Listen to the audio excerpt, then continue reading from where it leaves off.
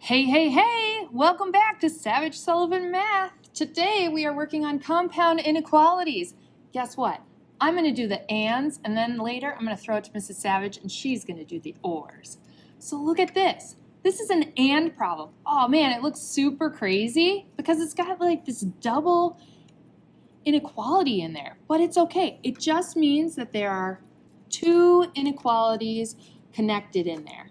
And what that means is that x has to be a part of both of them for the statement to be true. So here are the two inequalities. Let's write them out separately. So there's the first one. And here's the second one. Notice that this middle section, from inequality to inequality, that gets to be a part of both of the individual inequalities. Now we just have to solve them. So I'm going to subtract 2 from both sides. I get negative 3 is less than or equal to a negative 3x. Then I'm going to divide both sides by negative 3.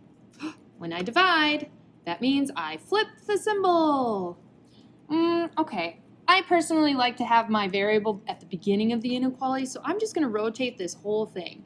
Just make sure that your inequality is facing the same way for both. So for this top one, it's open towards the 1, so when I reverse it, it still is open towards the 1. All right, let's check the other one. I'm going to subtract 2 from both sides, and I get negative 3x is less than 12. Divide both sides by negative 3. Flip the symbol. X is greater than negative 4. Okay. Now we need to graph this to make sure that we get the final answer correct.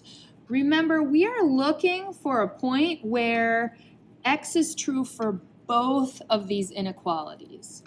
So I see that I've got some numbers going to negative 4 and all the way up to 1. So I'm going to make sure that my number line can capture all of those numbers. All right, so I'm going to first graph x is less than or equal to 1. Because it's less than or equal to, that's going to be a closed circle, and that's going to be an arrow to the left.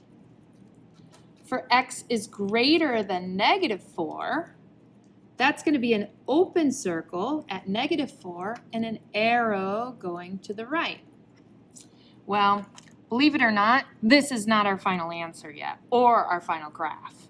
Remember, this is a compound inequality, so we are looking for all of the values of x where they can satisfy both of these inequalities. So if we look at our graphs, that means we need to look for the points that overlap. So where do you have both of these lines? Right here, right? This would be an end cap, though, at negative 4, because I don't have my bottom line go to the left of negative 4 at all. It's just my top line. And it would go this way, this way, this way, because these are all there together. And then this is where my top line ends, so that's where the overlap also ends. Because beyond that, I only have the bottom line. Look at that. It kind of looks like a barbell. That's something to remember. And problems, when you graph them, typically can look like a barbell. So this bottom line that's in green, this is our final graph for this and compound inequality. We just need to write our final answer set.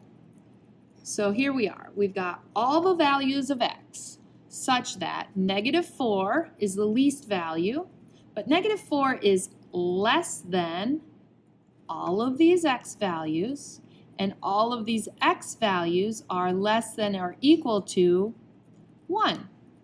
So if you think about that, the values of x could be anything between negative 4 and 1.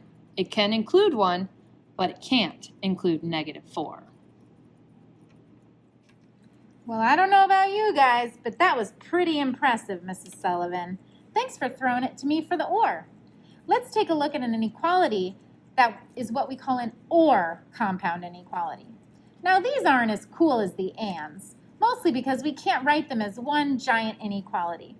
So we get to work by solving each one of them. So I'm going to start by subtracting 11 on both sides. just like an equation. And I'm left with 4x is less than or equal to negative 8. Then divide both sides by 4. And I'm left with x is less than or equal to negative 2. Now I'm going to bring that word or down just so we remember that it's there.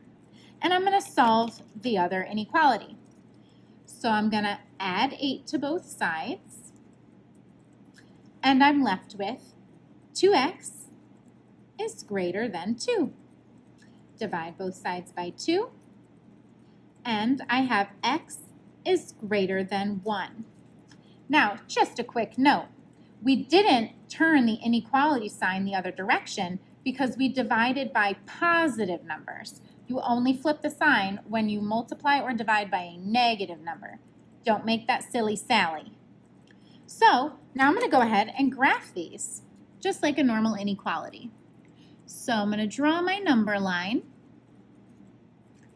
and I'm going to put 3 numbers, 1, 2, 3, and I'll do -1, -2, and -3.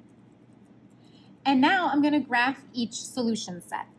So when I look at this one, x is less than or equal to -2. Because it's less than or equal to, we're going to put a closed circle at -2. Which way is the arrow going to go? Well, if x is less than -2, it's going to go to the left because those are all the numbers that are less than -2. Now let's graph the other one. X is greater than 1. Well, that would be an open circle because it's just greater than, not greater than or equal to. And where are all the numbers that are greater than 1?